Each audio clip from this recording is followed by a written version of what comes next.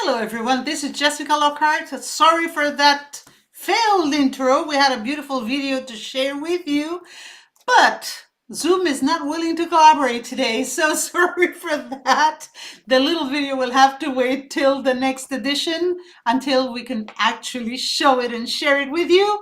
Well, as I said, welcome, hello everyone. I'm Jessica Lockhart. I am the director of the International Institute of Humanology, and I am really thrilled to be with you one more month on a new edition of our Human Conversations. As you know, the Institute organizes every month these encounters with panelists and experts from all around the world to discuss different topics, to talk about human topics, and to try and offer you different perspectives on the same topic. That's why we often invite people from different corners of the world, from different specialties, from different fields of work, so you can have a comprehensive understanding of the topic that we are discussing.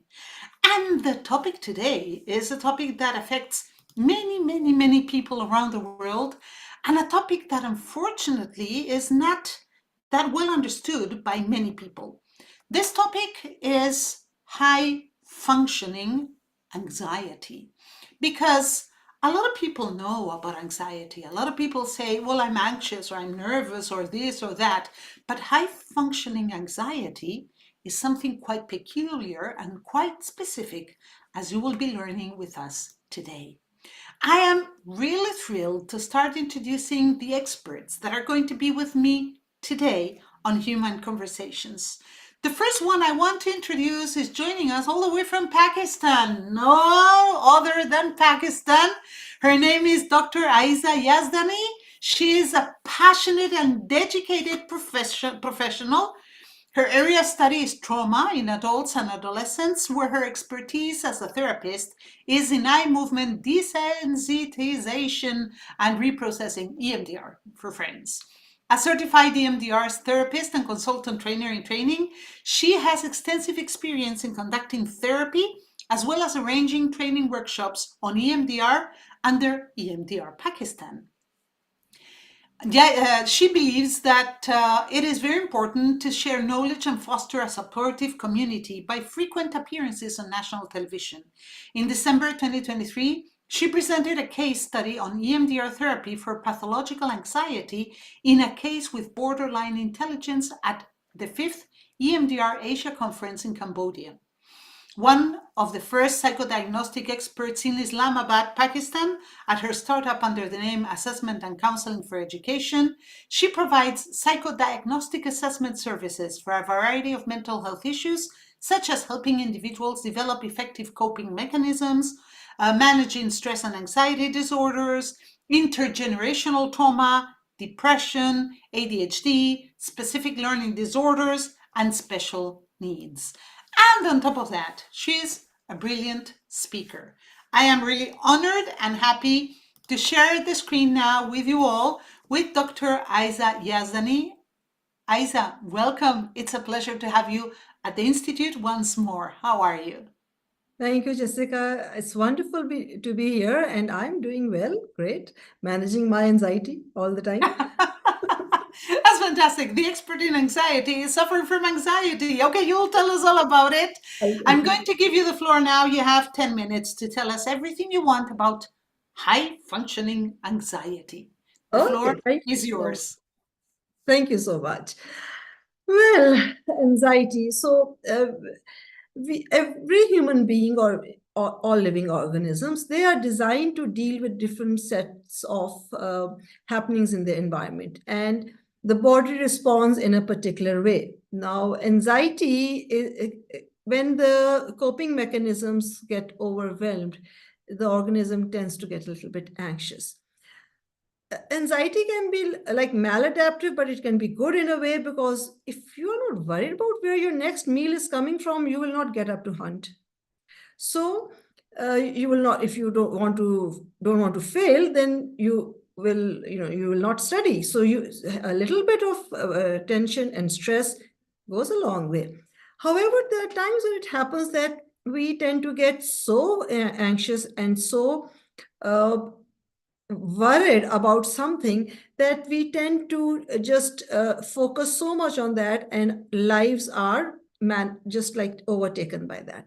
Now, anxiety is it's a general term, but all over the world, the levels of anxiety have generally risen. This has happened particularly post-COVID because of the high level of anxiousness people felt with the unknown epidemic and the hype, and it was dangerous. Moving on, what happens is that anxiety develops under a certain set of circumstances. As I work with children and young people, I tend to look at a lot of the family patterns. I tend to see, and I will be talking mostly from my country's perspective, or the Asian perspective, which is that being on the on the belt where the country is very hot, it goes up to 40 plus. It's going to up to 50 degrees centigrade now, because of the environmental changes.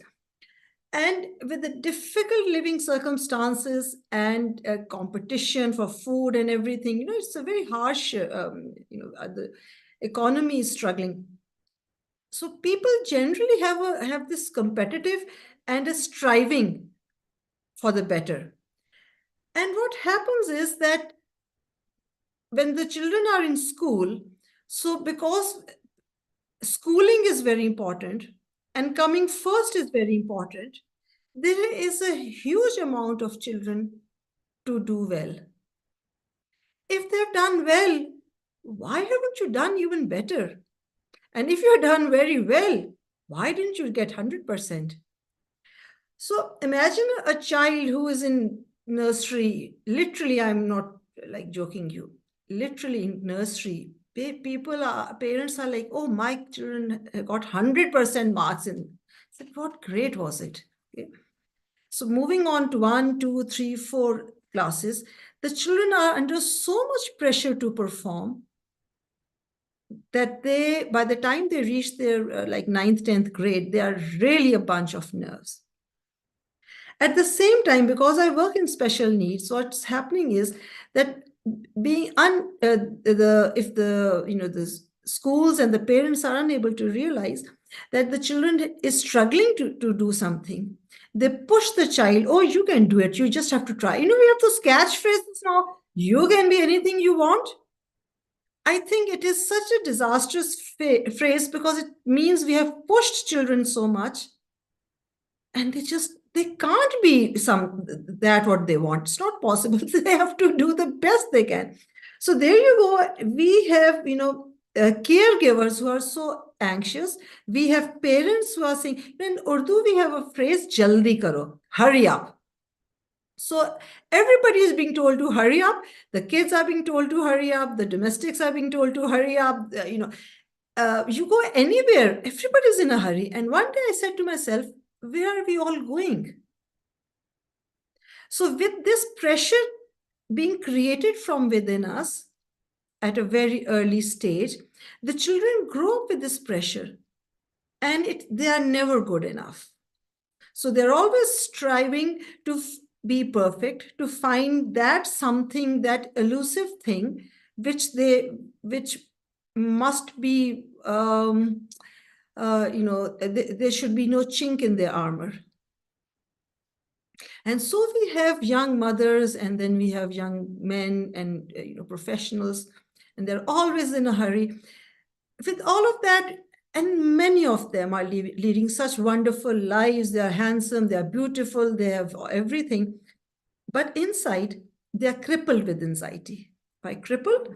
Because the self-doubts, because that nagging sense of inadequacy, that feeling we haven't done enough, we have to do more.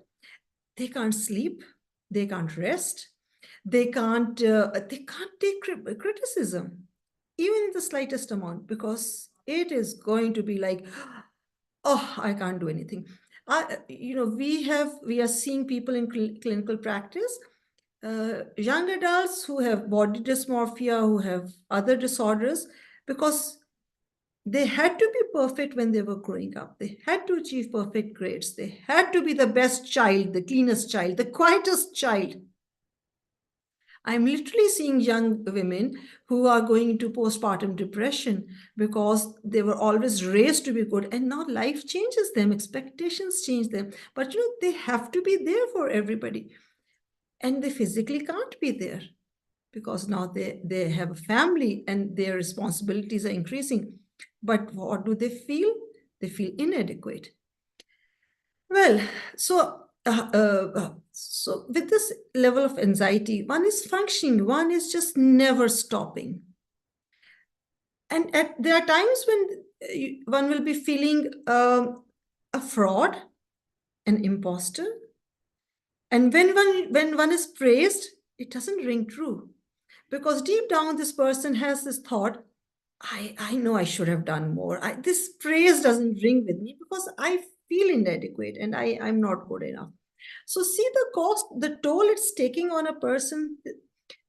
One may be at the top of their career, having a beautiful family life, having all the blessings that one would wish for, but something is missing. And that missing thing is driving one to constantly being more alert, more vigilant. It's going in their bodies, in their shoulders, it's sitting on their stomachs, it's there in their system, it's making them edgy. They just can't relax. So the high functioning person just can't sit down and have a game. Hey, let's have a game of cards. Let's play a Monopoly or something. There's always something, I got to do something else. So there's this thought, I can't let my hair down. And then what else happens with it? The guilt, the effect on the relationships. Because with this high perfection and the high anxiety level, something's going to give. And what is that? Maybe your relationships will be affected. Your husband or your wife or your children or your work or something or the other. There's no self-care. So first of all, you will get affected. So anxiety is basically just driving the person round the clock. So what do we do? I love this phrase, stop to smell the roses. Well, we don't have very many roses in Pakistan because when it gets very hot, the roses tend to wither. But we have such lovely summer flowers here. And then we have the mangoes here. So why not have a mango party and relax? So being in the moment with your loved ones, being with your family, or just being by oneself, guilt-free. Being in the moment is very important. And, there are lots of structured technique therapies, there's cognitive behavioral therapies, there are assertive trainings one can do, because you can't say no when you have anxiety of that kind of level. You must do everything. You feel bad. Oh, I can't give up at this moment. I can do it. And sometimes, I'm in that zone. I never stop working. And I'm known to be a workaholic in my way because I just love it. And I don't think I have the high level anxiety, but I do know that there's a drive in a person, but one must differentiate between a drive and the anxiety. So not being able to step back and take a rest, because you see, it's 2 times more in women. Men have different difficulties. Generally, women tend to have a lot of more anxiety. So there you go. I think that about sums it all up. And a little bit of self-help, self-care. If you need, I would recommend EMDR to work with your basic issues. Thank you. Thank you so much, Ayza, for this introduction to the topic, something basic and understandable, because a lot of people don't really understand what this is all about. And I think that we need to all consider that anxiety is here to stay, that is part of a lot of people's lives, and that we have to start looking at it in the eye and understanding what it is all about. Let me introduce the next member of our fantastic, wonderful panel tonight. I am pleased, I am happy, I am thrilled to introduce another old friend of the Institute, somebody who has a different perspective, but someone who has a lot of experience as well. I'm talking about Dr. Paul Hokemeyer, who believes that mental health matters for everyone, everywhere. He is the founding principal of Drayson Mews and author of Fragile Power, Why Having Everything is Never Enough, the leading resource for UHNW individuals, couples, and families seeking culturally respectful and clinically effective mental and relational health services.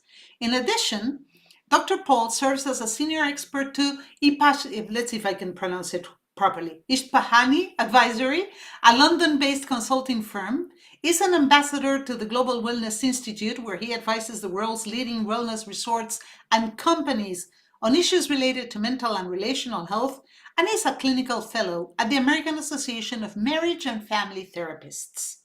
Prior to graduating from the Harvard Medical School's Global Leaders in Healthcare program, Dr. Paul explored the use of digital technologies to improve the delivery of behavioral health services to disenfranchised global communities at the Yale School of Management. Paul, an honor, a pleasure, and a great joy to have you with us tonight again at the Institute. Welcome. Thank you. It's a pleasure to be here and to work with you and Dr. Ayza. So thank you for having me here. And yeah, I kind of think that she just basically said everything I needed. I'm sure you have a lot of tons to anxiety share. about like not having anything to say, but here we go. Allow me to doubt that, Paul, but this is a conversation, so let's just chat. And if you need any help, you can just like go like this and I'll walk in. Don't worry. You'll save me. Okay, good. All right, Paul, the floor is all yours. I'm happy to have you you here. save me, Jessica.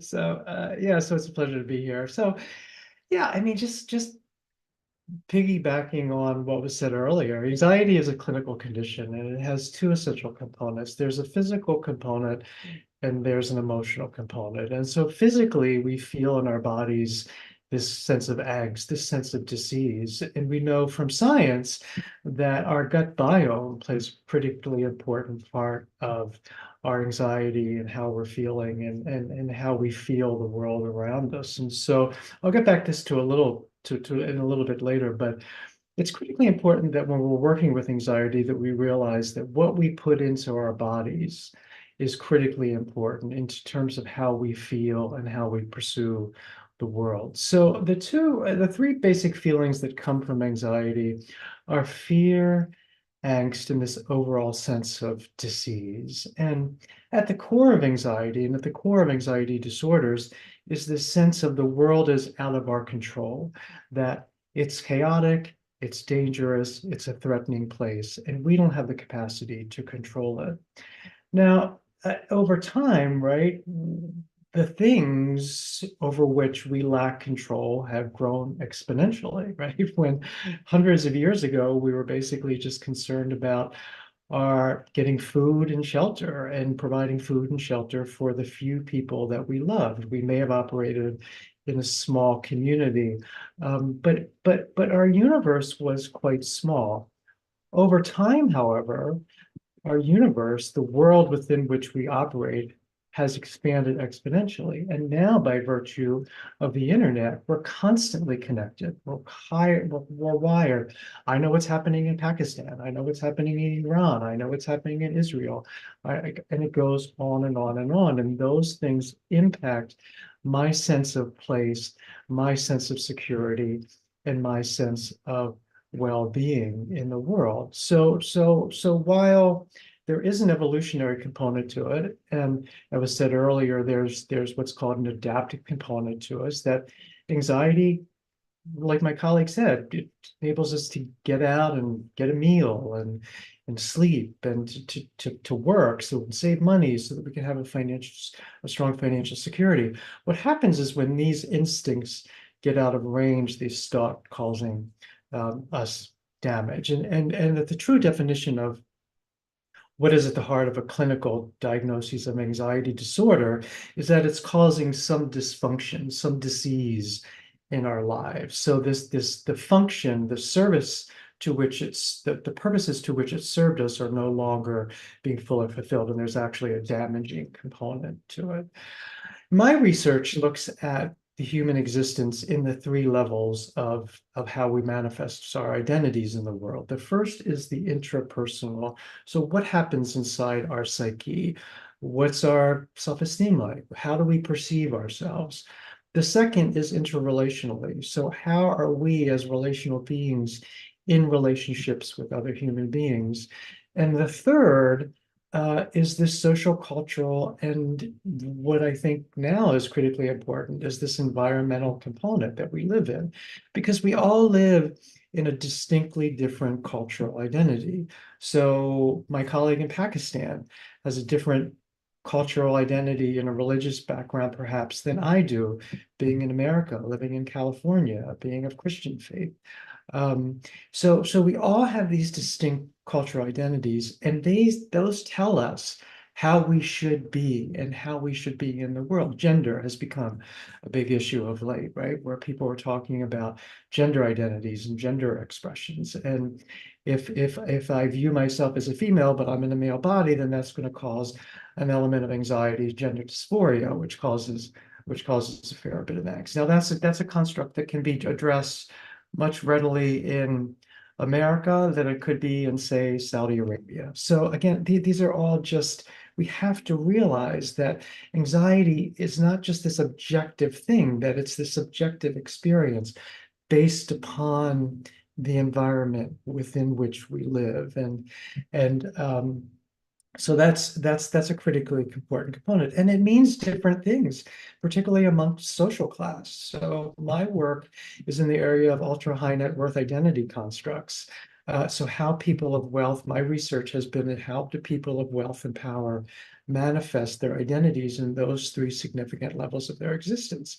And for like my colleague was talking earlier, the pressure now to get into the right school, starting at a very early age, and then getting in the right grammar school, and then getting into uni, and then all of this pressure and the competition, because we live in a global environment, has gotten extreme. And so the acceptance rate at Harvard last year was 2.5%.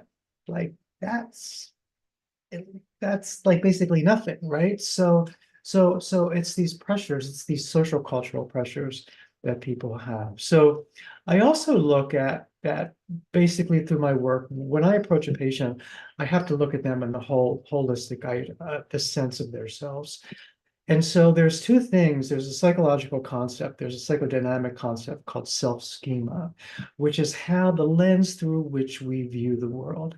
And typically people either have a schema of abundance or of scarcity. And the people that I am privileged to work with, even though they may live in material abundance, have this internal sense of scarcity, that they don't have enough, that they are not safe, that they do not have a sense of place and a sense of safety in the world. And so through this schema of scarcity, of course, their anxiety is going to be elevated because there's not enough, and they're going to be enough. Some of my patients talk about feeling like they're going to be annihilated. They're going to just be wiped. This general, they can't really articulate how or why, but it's this sense of impending doom and impending destruction. So it's a very real phenomenon. And we have to sort of, regardless of where you are in the social class, right? Like one could argue that Elon Musk, who has more money than the world could ever spend, like lives in this narrative of scarcity where he's always having to create and to do and to dominate. And now he wants to go to Mars, and now he wants to do rockets, and now he wants to do all of these things. One could argue, I don't know, he's not a patient of mine, but that there is this mentality of scarcity that drives you in a pathological, unhealthy way. So what's the solution? Right? We're very good about talking about the problems. What's the solution? I think that the solution needs to happen because our existence occurs on three parts of our being. We have to address the solution on 3 parts of our being. So there's the intrapersonally, and I will not see a patient now where that patient is not engaging in some sort of ancillary complementary therapy. EMDR, by the way, is brilliant. A lot of my patients do EMDR, but there's acupuncture, there's yoga. We have to, there's massage. We have to get into the body and we have to work out. We have to rewire our central nervous system because it's impacted to our body and how our body reacts to stress. The second bit is interrelationally, and that's where the art of psychotherapy comes in from a psychodynamic standpoint, from the concept of what's called object relations, which is internalizing a good, safe other person into your psyche. A lot of anxiety is also caused intergenerationally, that this passes down through generations. If we look at people who belong to the Jewish faith, right? There's been an enormous amount of persecution and attempts of annihilation through that process. And Muslims and really any minority really has this narrative of persecution that we need to address. And so it has to happen interrelationally, and the person has to become, the patient has to feel intuitively that the clinician that they're working with is safe. It can hold the enormity of their pain and can mirror back to them a positive, healthy, nurturing relationship. And that takes time.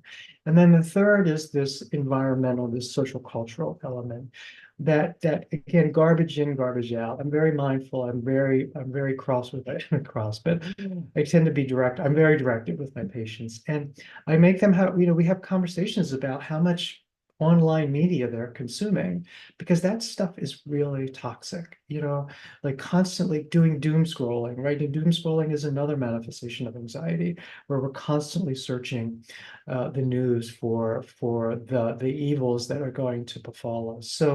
So we have to look at where we are. We have to place anxiety, and we have to place the ideation, if you will, or the causality of anxiety in a contextual frame, and then the solution has to occur in a contextual frame. And for patients who are high performance, that involves their social cultural, that involves their environmental class, that involves their religion, that involves their community, that involves the family from which they were raised. So we have to look at this all holistically. And I think that was my 10. I may have gone over, but That's okay. Thank you, yeah, Paul. Thank you so much. Well, now it's my turn to give my little perspective from Humanology. For those of you who don't know me, I am the director of the International Institute of Humanology and the creator of the discipline, a discipline that tries to somehow approach human beings in a more global way, in a more integral way, because until today, when you go to university and you want to study human beings, you do it in a fragmented way. You want to study the mind, you go to psychology or psychiatry. You want to study societies or relationships, you go to, I don't know, sociology. That has to change. And we need something that somehow puts the basics together. And that's what Humanology is trying to do.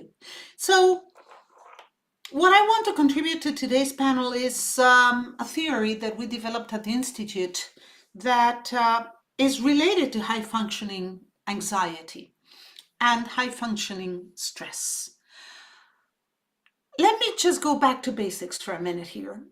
When a person worries about something, the person goes something like, what if this is not the way I thought it was? Well, that little what if question is going to get the person a little alert as to the reality they're facing, the problem they're encountering. It might release a certain cortisol or norepinephrine into their bloodstream and get them a little tense, a little alert. When the worrying is within normal values, that is once in a while, or when there's reason to worry, that is okay. The body metabolizes those chemicals and everything's okay with the world.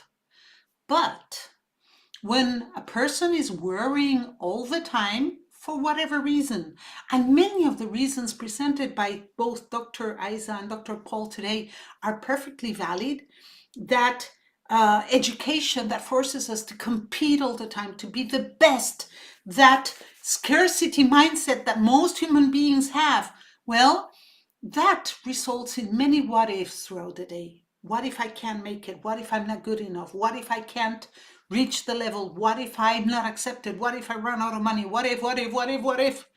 So what happens is that whenever a person's constantly asking themselves, what if, the constant release of all those chemicals, it's like it starts, I'm going to say it in lay terms, it starts accumulating, and the body doesn't have the capacity to metabolize it because it's too much, too often.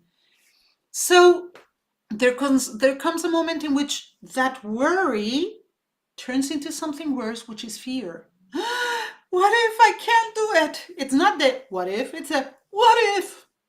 Well, if that person still persists and continues asking what if, the body is going to start saying, toc, toc, toc, hello, this is not acceptable, too much cortisol, too much norepinephrine, I can't deal with this. And it's going to start signaling and saying, SOS, stop this. And it's going to start producing all the physical symptoms that were mentioned before. Anything from headaches to stomachache to palpitations to sweaty hands, anything. When that person still doesn't stop, the anxiety, we will go from worry to fear. When we continue and there's physical symptoms, we call it anxiety. If we still continue, you can have complete overwhelm, panic attacks, and totally lose control over your symptoms. And you lost it. So that's why I call it invisible anxiety, because the process is something that many people are not aware of. And there's a lot of people in the world who are on the verge of that physical symptom-filled anxiety. They might have some mild symptoms they might not be even aware of, like maybe a little stomachache, discomfort, and they keep on living and they keep on working and they keep on being there and asking themselves, what if? And they're high functioning in the sense that they deal with life and they work and many of them are very efficient and very well acknowledged and recognized, and they still suffer a lot because their anxiety is invisible. So when we have this kind of invisible anxiety, we learn to live with it. Does it mean that we're okay? No, it doesn't at all, because it's hurting ourselves. It's hurting our body, physically hurting our body, because those chemicals running in our bloodstream all day long do nothing good to us. We can end up developing very serious physical health issues because it is constantly damaging us. It can result in more serious mental health issues because it causes uncertainty, insecurity, lack of self-esteem. It weakens us. It can weaken our immune system and immunological system, and it can lead to serious problems. That's why this invisible anxiety needs to be addressed. And we need to be aware that this is happening to millions of people out there. It's not the typical paper bag anxiety that we see in movies. It's not the typical panic attack that many people can identify. It's something a little more subtle, but nonetheless really, really damaging sometimes. At the Institute, we say that this happens not only with anxiety, but also with stress. Stress and anxiety are two sides of the same coin. Stress also starts off with what if? What if I can't deliver? What if I cannot do things on time? What if? I hate what ifs because they have nothing good to offer. People say, no, but I need to plan and I need to foresee what if something happens because I have to be ready. And I always tell them, that's fine. Yes, do plan for a maximum of 10 minutes, maximum 20 minutes a day, no more. Because if you devote more time to planning every day, the only thing you're going to do is you're going to get into overdrive and rumination. Your creativity only gets as far as it gets. You're not going to discover anything new, even if you devoted 16 hours a day, because you already gave it some thought. Just the opposite, you need to rest. You need to lower those levels in your bloodstream. You need to metabolize all those products so you can start looking at things anew and without all those limitations in you so you can really be creative again. So I always recommend my clients to take control over their anxiety by controlling their worry, by really targeting worry at the beginning. Because like with any other emotion, fear grows. And fear is like a little kid, you know? It's like a little kid who's about to have a tantrum. If the tantrum starts, I want some chocolate, Mom. No, you can't have any chocolate right now. Yeah, but I want some chocolate. No, because we're going to have dinner. I can't give you any chocolate now. I want some chocolate. At that point, no mother, no father, no person can control that kid and get the kid to calm down. Really? Is that true? Yes, it is. The same thing happens with fear. When you start with your first what ifs, what if I'm wrong? Unless you start controlling it, grows and grows and grows until it's such a big monster that you don't know how to deal with it. Do you know well and how I learned this? The first time I walked over fire, the first time I did my fire walk, I realized if I let fear grow, I will never walk on fire. Remember, I'm disabled. I was thinking, what if I fall? I will end up in a wheelchair, for sure. I don't want to be in a wheelchair. The fear grew. Until I said, no what ifs. I can do this. And I started thinking about something else, distracting my mind as if it were a little kid. I want some chocolate. Did you see the cat? A cat? Where? That's what I did to my brain. I know it sounds silly and simple, but it works.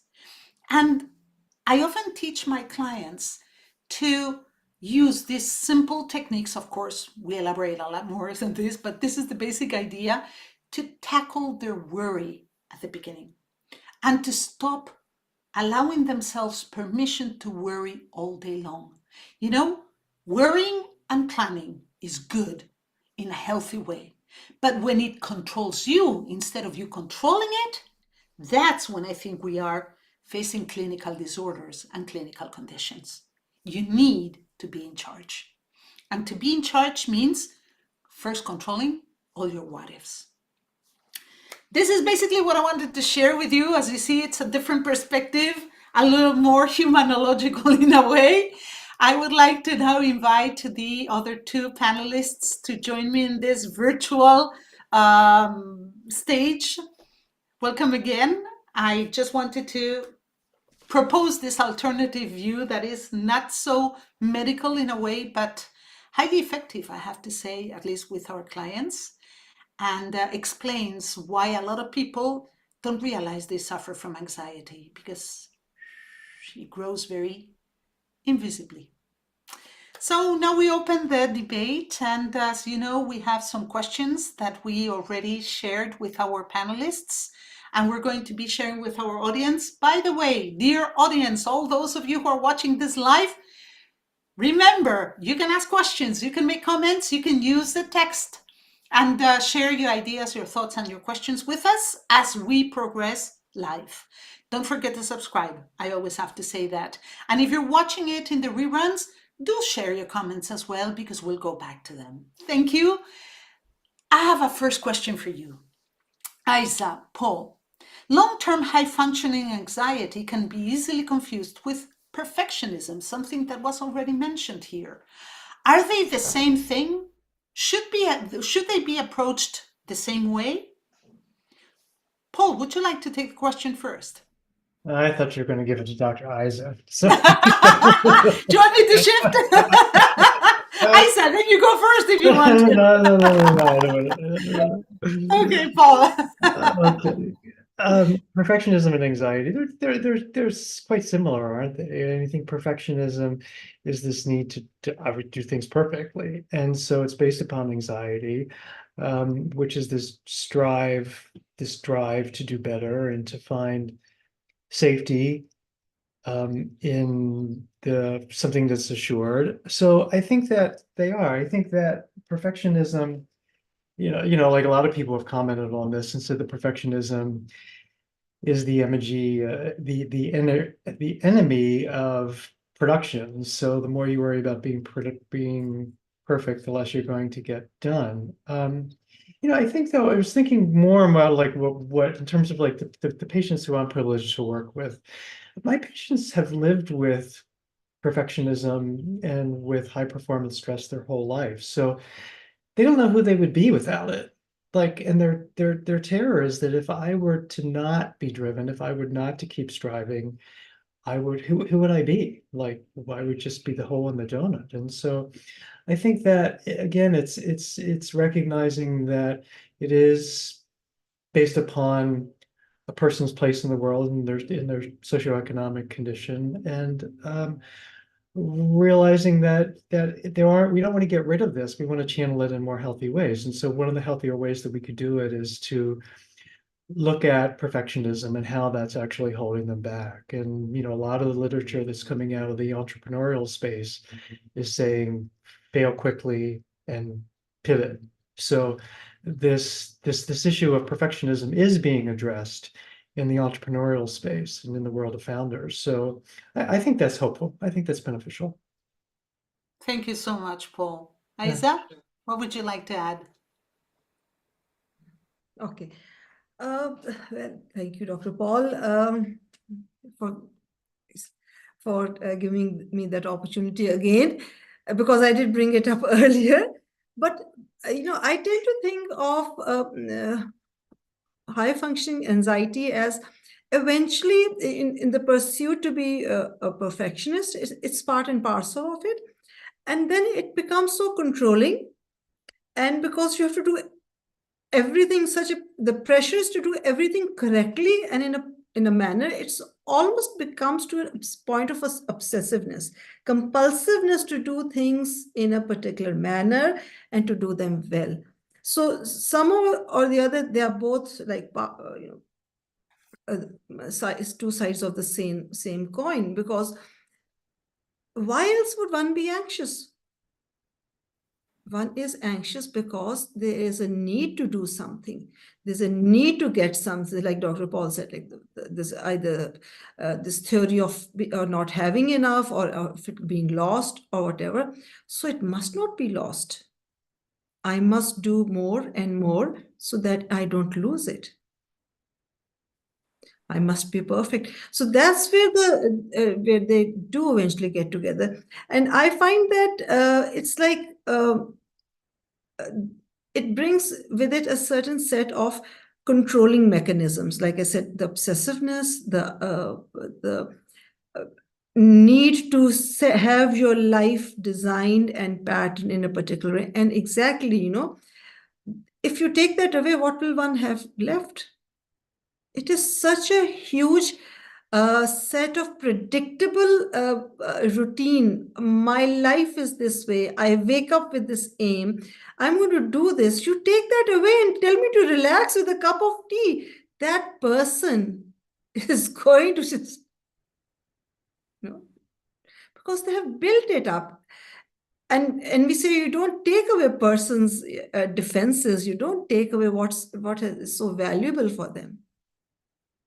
So I think they're both same. Thank you, Ayza. If I can add something, I would say perfectionism and high functioning anxiety, again, they both stem from the same question. What if? What if I cannot be perfect? What if I cannot reach the goals I have? What if? And that is what causes the anxiety. If perfectionism doesn't cause anxiety, if the person feels like they're already doing everything perfect, then they're not worried, then they don't suffer, they don't get sick, they just do things, and in their mind, they're perfect. They might not be perfect in the eyes of others, though. So it all depends on how you look at yourself and on how you perceive yourself. If you think you're not meeting your goals, if you think you're not being the perfect person you want to be, you're constantly asking yourself for more because you are afraid you're not going to make it. There we go back to fear. There we go back to worry. So I think it's important that people understand that they can decide how to frame their own reality.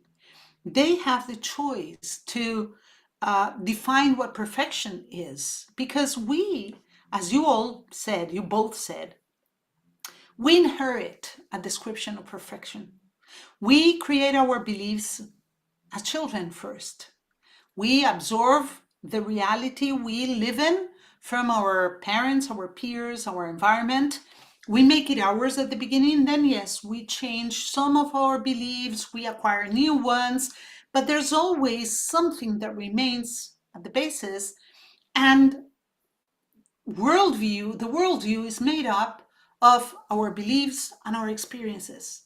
So if in the bottom of it all, we have this belief that perfection, as described by our elders, our parents, is the only way forward, that's what we will see in the world. We will see nothing else because that's what we believe.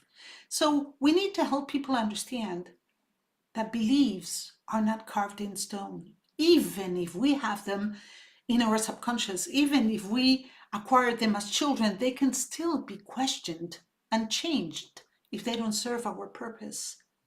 So you're saying you can't take perfection from a perfectionist because they might feel lost. You can't, but they can. They can decide, this is not what I want anymore.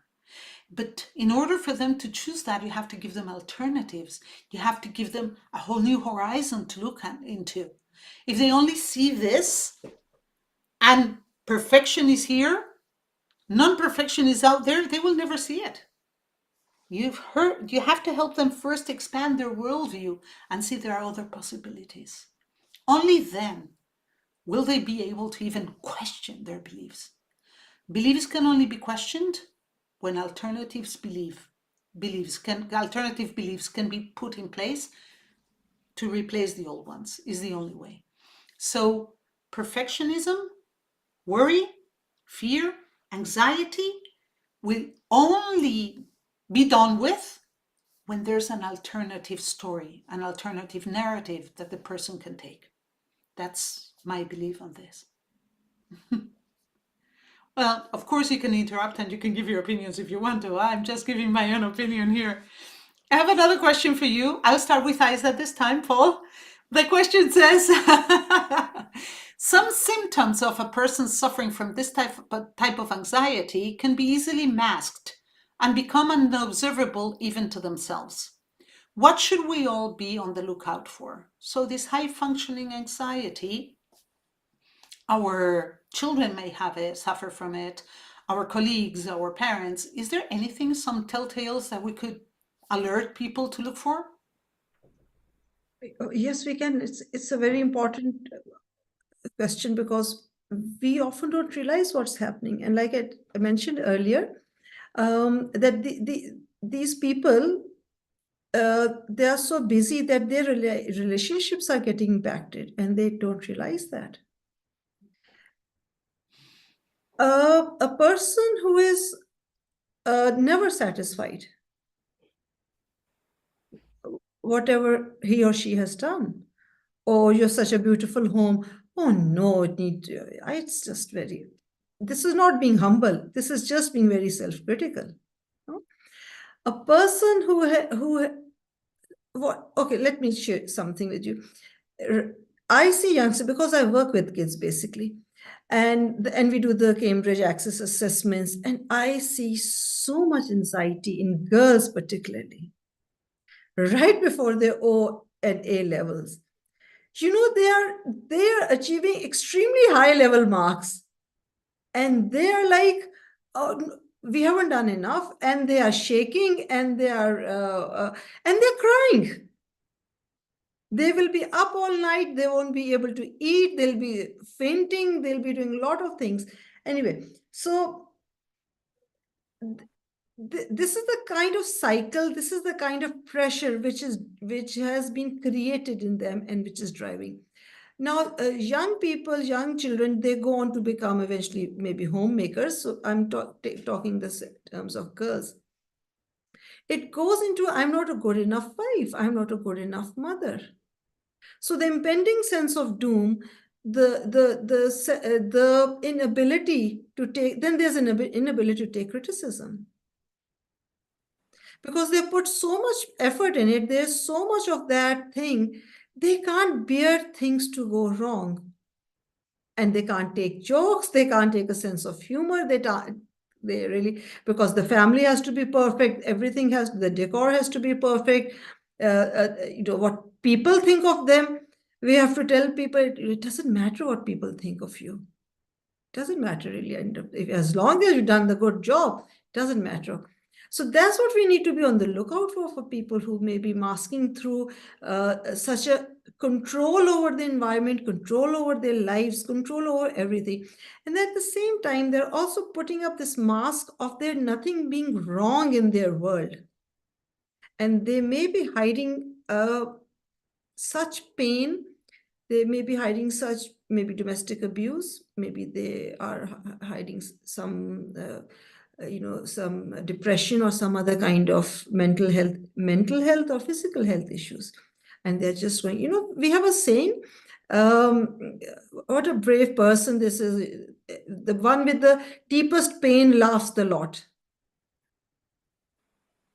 But then again, they're hiding so much. So it gives, when you say that, and that's an indication, yep, there's a lot going on there.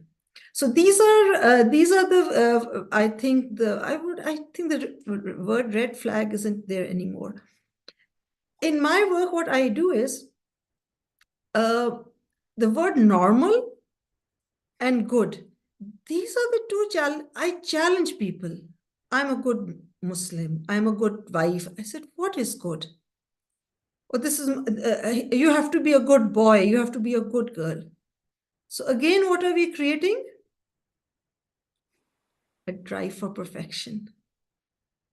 It is such a wide range. You have 100 characteristics which are good. I'll find 10 more which should also be there. So that's how, I think we work with people and we see and we instill in them a sense of awareness. Like you said, it has to be done. It has to be self-awareness. It has to be my own decision that, okay, I'm doing this. And so one can just mention it very carefully before something drastic goes wrong in their life. What do you say? Thank you, Ayza. Paul?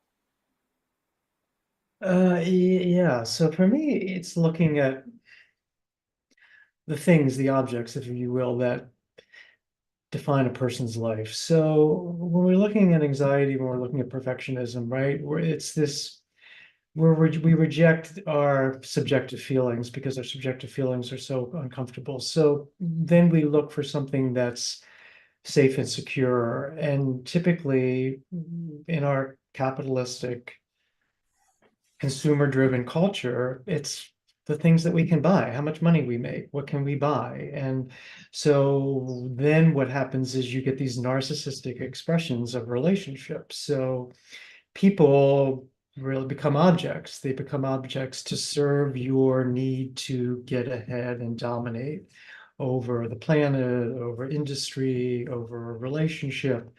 And so we see people who surround themselves, who have narcissistic personality tendencies, that relationships, human relationships, and the vulnerability and the intimacy that's inherent in those relationships are too unreliable and too chaotic and too uncertain. And so what they then do is they decide that they're going to create this external vision of perfection. And they have designer bags and European sports cars, and they surround themselves by all of these external markers of success, and thinking, of course, that those external validators will protect them and guard them against all of the potential ills that they think that will befall them. Now, mind you, they do. Like, let's not pretend that money and success doesn't enable us to live in the safest neighborhoods, eat the healthiest foods, right, drive the safest cars.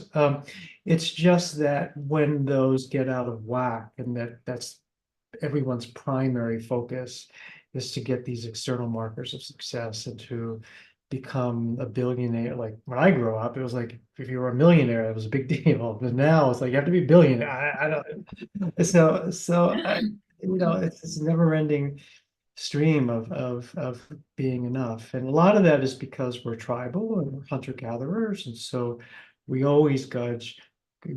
For time eternal, we've gauged our sense of security in our place, in our tribe, and in our world by how many nuts and berries that we've gotten. But now it's gotten way out of control, right? So every young woman needs to have a Louis Vuitton handbag that costs, like thousands of euros, and it's just why? It's like why? So I think that's what I look for when people's subjective discomfort is being overcompensated by external possessions and acquisition of wealth and status symbols just for the sake of it. So Thank you, Paul. I want to talk about one thing that sometimes indicates this high functioning anxiety, which is sleeplessness or insomnia. A lot of people who have problems sleeping often suffer from this type of invisible anxiety. So that is something to be alert for. But I want to approach something else, two little topics that I think are important to consider as well. We've been talking about perfectionism as one of the sources of this high functioning anxiety, but there's something else that is worth mentioning, in my opinion, which is almost just the opposite, which is this common need to force everybody into uniformity in certain societies in the world. You cannot be too different. I mean, you have to be the best, you have to be outstanding, but within certain limits and within a certain definition and design of what you should be like. And a lot of people suffer from anxiety just because they cannot conform to the norm, because they are different, and just being there is very difficult. I attended a conference not long ago here in Spain, about a month ago, in which I heard the figures for the first time. I wasn't aware of that. They were talking about neurodivergent people, the so-called autism spectrum before. And they were saying that in the past, the figures in the US, for example, spoke about 1 in 100,000 cases. Now they're talking about 30. I mean, 1 in 30 cases. 1 out of 30 people is neurodivergent. Neurodivergent means neurological different. That's what it basically means. But that means that the person who is neurodivergent will face the world in a unique way, or a way that is different from the norm. And we're still asking those people to be uniform. We're still forcing those people to fit into the norm. And it's so much harder for them. I was talking to somebody the other day, and they were telling me about this kid who's in the spectrum, who could not enter a store or pass by a bar because the noise was just unbearable, the lights were just unbearable, and he was describing it as something that caused him physical pain. It was not that he wasn't ready or fighting for it, or no. They took them, like I think she said, 8 months of constant work with this person so he could enter a supermarket and leave it again without even buying anything. Just enter, cross the door, and exit the supermarket again without completely crumbling down. Anxiety for these people has a completely different dimension. But if it is 1 in 30, and I suspect at the end we're all a little neurodivergent, if that is so, how can we define uniformity? How can we set uniform levels for anxiety, stress, or anything? We're all different beings. And what causes huge anxiety in me, the constant what ifs about my hair, what if my hair is horrible, might sound stupid to somebody else, but who decides? Who gets to decide?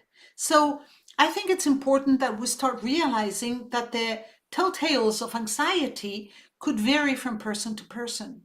It's fundamental that we start talking about these topics, and we do it openly, so they stop being taboos, so we can approach anybody and discuss these topics, because they might be suffering from high functioning anxiety, but because they don't know what it is, they might not be realizing they suffer from it. Or because I'm a parent and I never heard about this, I might have a kid who's suffering from that and I don't realize it because I had no clue. I'm so tired of the I had no clues in people's lives because they cause so much damage. It's time we talk about these topics openly, without fear, without what ifs. So we start really approaching the problems, as I said before, looking them in the eye and saying, well, what do you feel when this and this happens? Because anything can trigger an anxious response in people. You never know what the triggers are. And as other human beings surrounding that person, we need to be there to support them. That's human. That's humanity. That's what humanity is all about, right? So let's support one another by lowering those demands, by forcing people into being perfect or being uniform or being successful or being the best. Let us all be the way we actually are. Let us all excel at what we do well.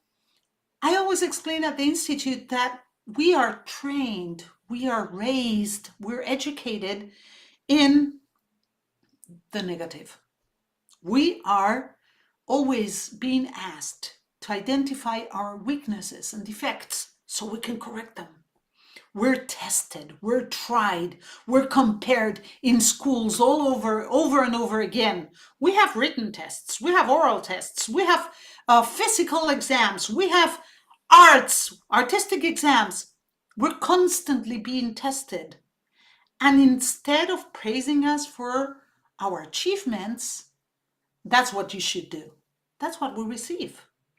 And whenever there's something that we're not good at, that's where you should focus your efforts on.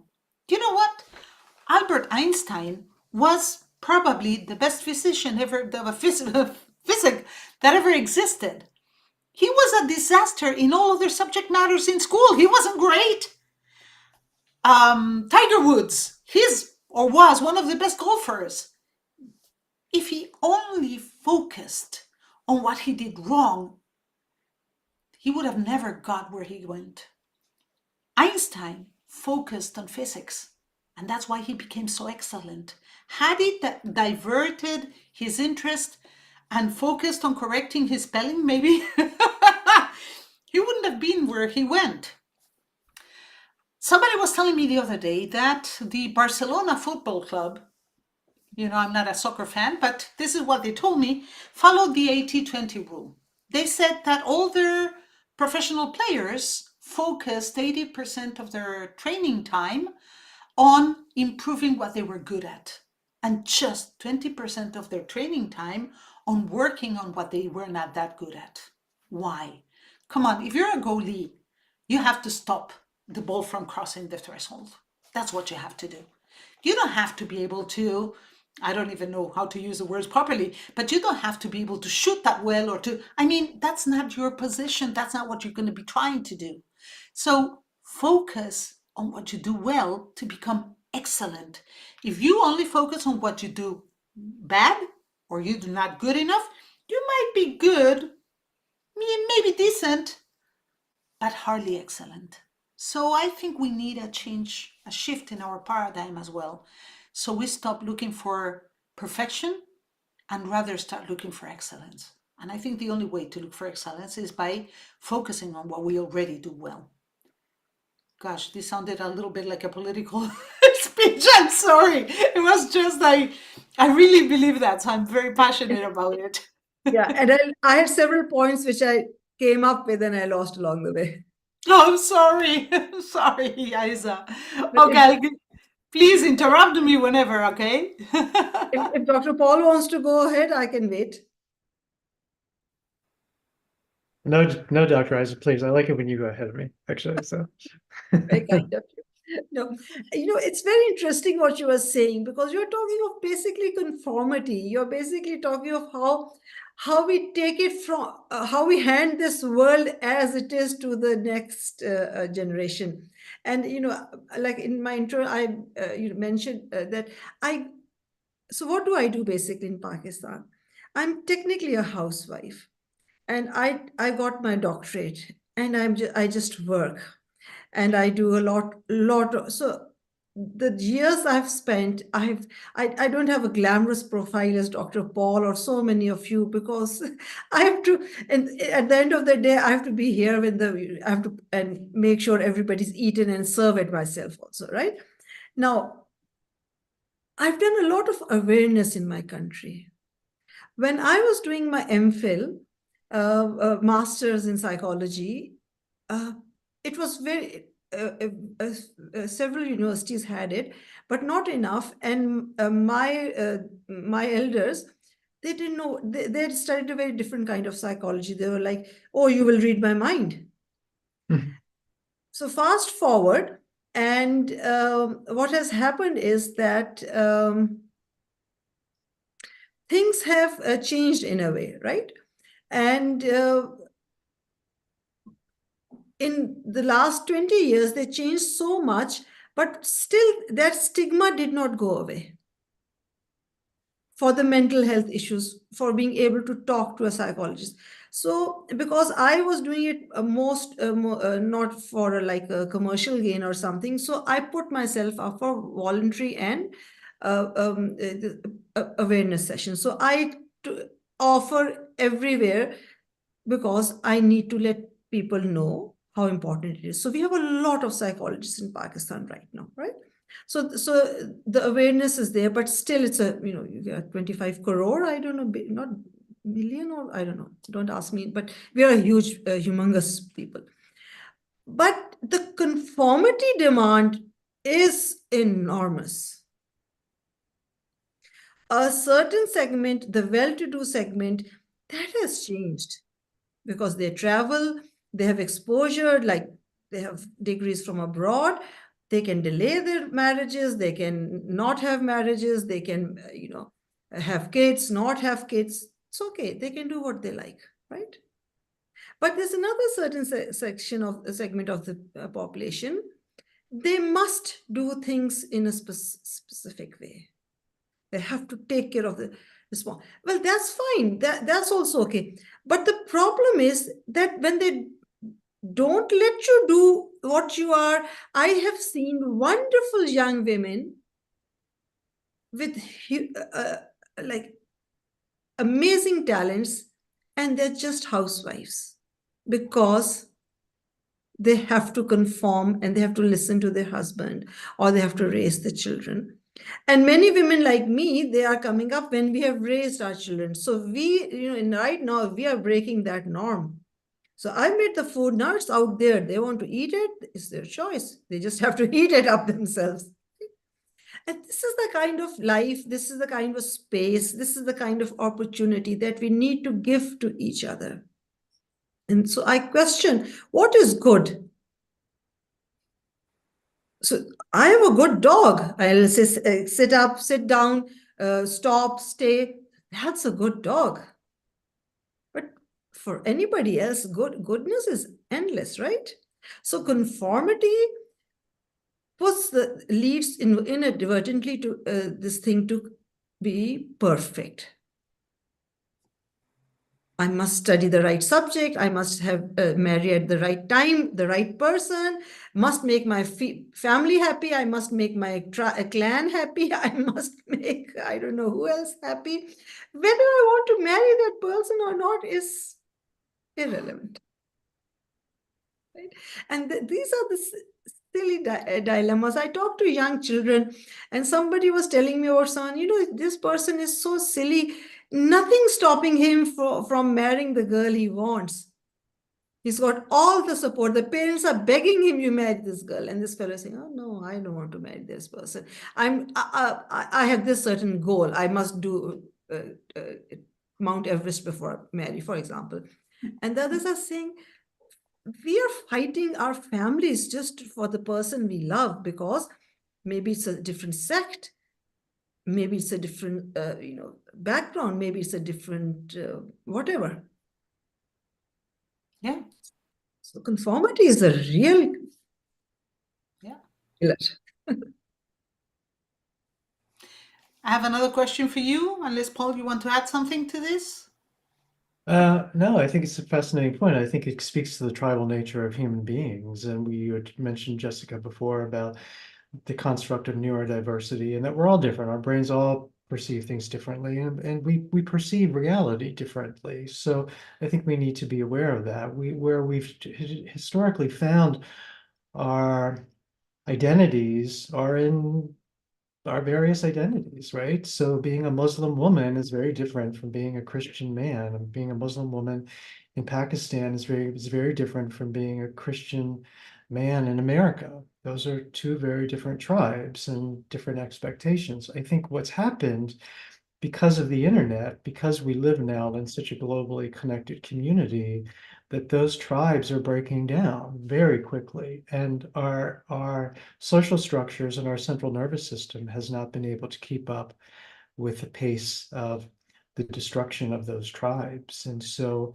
I think that that's where we are as a global community. I'm optimistic. I mean, humans are incredibly adaptive, and Darwin said it's not the strongest species that survive, it's the most adaptive. And I think that we will get through this, but over the past 20 years, for instance, because of the internet and because of the interconnectivity as a result of that, and because of the disinformation that we're fed, because of the nature of the internet, which is all about creating anger and division, we have some issues that we really need to work on. We need to figure out how we want to reconstruct ourselves as individuals in relationships and as part of this global community. So I think that we have some really great work ahead of us to do. I agree with you too, Paul, because what we do see is when there is a threat, when people feel threatened, they will defend their beliefs with even more power, more strength. So because of this breaking down of tribes, those who want to defend the old ways are defending them with much more violence than before. And that's Right. what we're seeing all around the world. And there's So, justification, there's yeah, a logical justification for it. yeah, And yeah, yeah, the human totally. degradation, the environmental degradation has gotten pretty extraordinary. And the people who Yeah, are doing that are just digging deeper and deeper in and having justifications for it. and we Capitalism is will. not a justification for it. So Yeah. yeah, there's enough. Familiarity is the comfort zone. Mhm. You know, in anxiety, you have a comfort zone, you can't come out of it. So you want to maintain that. So things are changing, but we are holding on to it, and we want people to conform because we don't want to lose control. We will lose importance. We will lose, you know, in the tribal way or in the older way, or you know, where the ways are set. Most of the European and the American, the societies, they have come out of a lot of it, and we are also here. This generation is moving a lot out of it. Why? Because the youth, the population is young. So we are in minority and the youth is taking over, right? And well, go ahead, good for them. They are not worried by anything. And Jessica, the neurodivergent thing, it is increasing so much. You are right, the rates have increased so much. Literally in the last 10 years that I've been seeing, the rates have changed. And it is a kind of anxiety high functioning. The child in the teenage, when they come across other with their peers, they can't interact because their expectations are so high that the others can't keep up with them. It has to be perfect. They have to be perfect, and they can't understand the nonsense of the relation, of the friendships, or of the human contact. That's why they fall through the net. I have one more question for you, and we're already on the last 15 minutes of the show. So, Paul and Ayza, what are some specific things that we can do to support people who suffer from high functioning anxiety?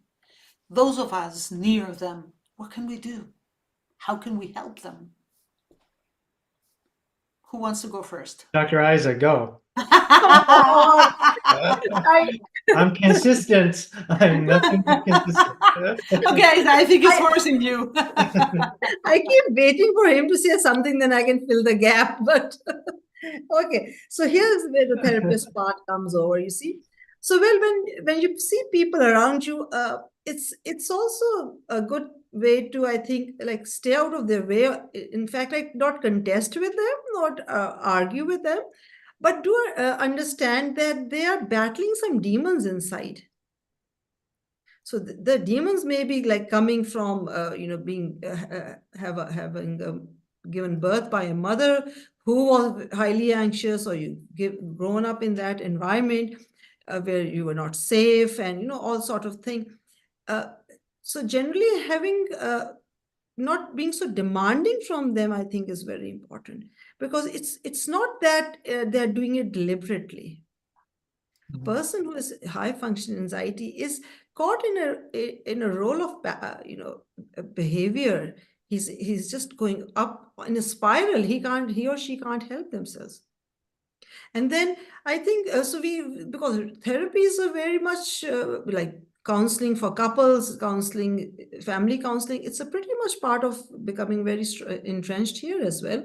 So it's always good to talk about, and the basis of any relationship is having good communication. So enabling, listening to them, being there for each other in whatever capacity one is. It doesn't have to be a spousal relationship. It's like siblings, in a parent-child, in a colleague relationship, in a friendship. All of these matters. And these are the social support networks that we must help build. And only until then the person overcomes this drive to be perfect and make themselves safe and secure. What do you say? Thank you, Ayza. Paul?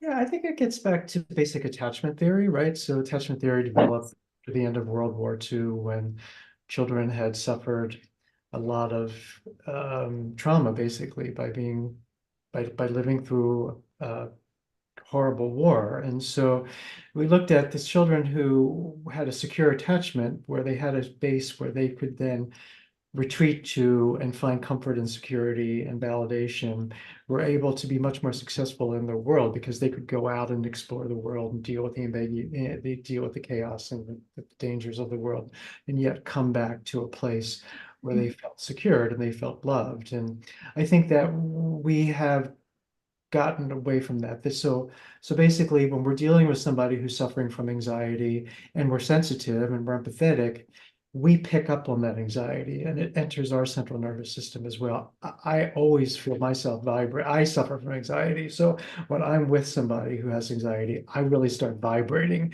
at a much higher level. And so it's becoming aware of this higher vibrational state, and being able to calm it down, and not to be reactive, just to sort of create a safe, contained holding environment for that person to have their experience. And we also know empirically, right, there's an inverse relationship between cognitive functioning and emotional reactivity. So if I'm in a high state of emotional reactivity, I'm not thinking very well. My brain isn't working very well. So if somebody is suffering from anxiety, know that they're not thinking probably very clearly. So we need to make sure that we're doing that, and we just need to be aware of that, and that if we tell them, like empirically or with data, the data shows that high stress people lead to X, Y, or Z, they're not going to be able to really comprehend that. What they can comprehend is if you walk up to them and you say, wow, you seem really stressed, let me give you a hug. And through that hug, now you're generating oxytocin and dopamine in their central nervous system. That's a much more effective intervention than telling them how they should be X, Y, or Z, because they're already feeling like they're inadequate. So by you telling them that they should be somewhat different, now you're just increasing their anxiety and making them feel inadequate and less than. So I think hugs go far. I think taking off our shoes and walking. My mother-in-law is from Russia. She's Russian, and I always see her out in the backyard walking barefoot in the grass, because she's reducing her anxiety by touching back with nature. So we've got to do a better job individually and collectively in terms of protecting Mother Nature, because she provides such richness to us, and we've done it. We've treated her very poorly, and we need to start changing that. So, Thank you, Paul. Ayza. My go a little bit against what you just said, Paul? Sorry. No, okay. I was just gonna say, I agree with you. We need to create a safe space for the people who suffer from anxiety. They have to feel that we respect their process, that we are not trying to impose solutions on them. We have to let them live their process the way they want to live it. And what I would suggest is, if this is a person you're in contact with, if you know the person, once they calm down, you can sit down and ask them, how can I help? If this ever happens again, how can I help? Because if I approach the person, even if I know them a little bit and I give them a hug, I might be causing even greater anxiety. For example, if the person's neurodivergent, that could really, really hurt them. So I think it's important to be a little careful with how we approach people in that situation, because again, we might be shocked by their reaction. They might not need that at that precise moment. So although I am a hugger and I believe in oxytocin and hugging one another, I first have to ask, do you want a hug? Or what do you want me to do? Because if not, I might be precipitating something a little bit more complicated. So I think that it's important to highlight also that we're talking about high functioning anxiety. That is the one that doesn't usually have, at least in the definition I gave before, doesn't have those panic attacks or doesn't have those outbursts, but it's more like the undercurrent of anxiety and stress, maybe the sleeplessness or and because there's no panic attack, we can talk. And again, we can ask, how can I help? What is it that you need? Do you know what is causing this in you? Do you want to find some professional help? Is there anything that you've discovered that helps you deal with this, like your mother-in-law walking on grass? Maybe you know that petting a dog is something that helps you. So maybe, we could try and find somebody who can help you find a service dog, or I don't know, talk to the person always, as Ayza said, talk, communicate, because there's not one solution fits all here. There's not. We're all different. And we have to realize that we might be trying to help sometimes, but we have to be careful how we do it, because we might hurt the person. We're not them, they're not us. So I think it's important that we ask, how can I help? Yes, Ayza, May of I course. add? Yeah. I just wanted to take up where Paul, sort of set the ball in motion. So it's this concept of co-regulation. And, generally here we pride on ourselves on being very emotional. We are very volatile people here because of the temperature. But what I've seen, especially I have traveled and I've seen, is because we talk very fast here, as you may have noticed, right? In a hurry. And what I really like is in Europe and Canada, America, is like, it's a slow pace. And this is very calming, actually. It takes time, and I'm like, oh, hurry up.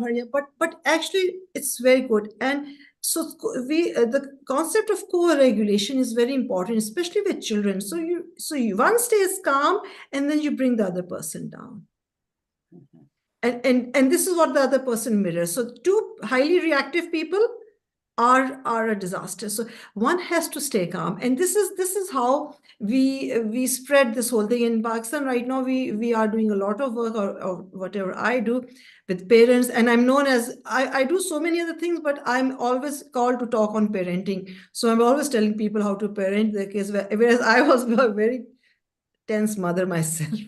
So anyway, but the thing is that if the adult, or if one person is able to regulate their emotions, and that's also in EMDR, we use our own internal resources, we use our own things, we identify where we are. And remember, Paul, you said earlier, it's the yoga, it's the massage, it's this physical thing. These are all very important for a holistic life. It's not just one thing, it's right. a mix of everything. That's right. Mm-hmm. Okay, so I think we only have 5 more minutes left, and I think we are going to come to the end of today's human conversation. I would like to invite either Ayza or Paul to give a last minute message to closing message to our viewers. Anything that you don't want to forget to say, or anything that you think is important for people to remember and to bear in mind, do it now, because we'll be closing the program in just a minute. My Anything else closing you comment is make sure you listen to Dr. Ayza. She's got very good perspective. Oh, thank you so much. Well, the world is changing. And like Dr. Paul said, there's too much. It's too fast and too much at a vast pace. So we have to accommodate each other. We have to be there for each other. There has to be like equal tolerance for all. And because it's going to be a battle of survival, it's going to be a very high-tech survival. So we need to, get ourselves in that space where we are able to, and that's the part of evolution. We are going to evolve into another kind of person, but it has to be all together.